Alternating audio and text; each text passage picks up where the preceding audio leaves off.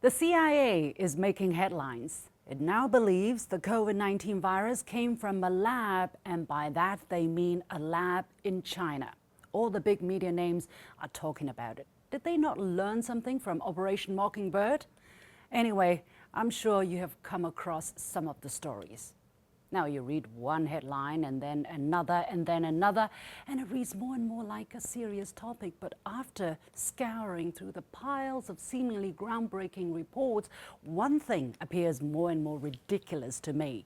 When did the CIA become a trusted scientific authority? First of all, tracing a virus is not traditionally the business of a spy agency. I mean, James Bond is good at his job and fond of cleavages, but an expert on fearing cleavage when it comes to coronavirus? Virology is not exactly the strong suit of a clandestine spy agency. And even if all of the spies or spy agencies in the United States agree on the lab theory, it doesn't make them right. Dangerously, we're seeing that happening in this case. These three-letter agencies are under pressure to toe the new line of framing China as the #1 threat to America. Thirdly, you cannot force a conclusion without having new evidence, which is the case here. In 2023, the CIA conducted an investigation and said they couldn't reach a conclusion. But right before Donald Trump came into office, the agency was pushed to take a position. They reanalyzed what little they had, even admitting themselves that the intelligence is deficient, inconclusive, or contradictory.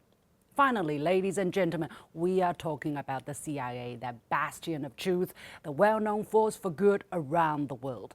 With the amount of blood on its hands, it has probably learned a thing or two about medical sciences. And its objectivity, when it comes to China, is unquestionable, right? Let's not be carried away by the details. The CIA will always be and remain a spy agency. Do you actually trust them?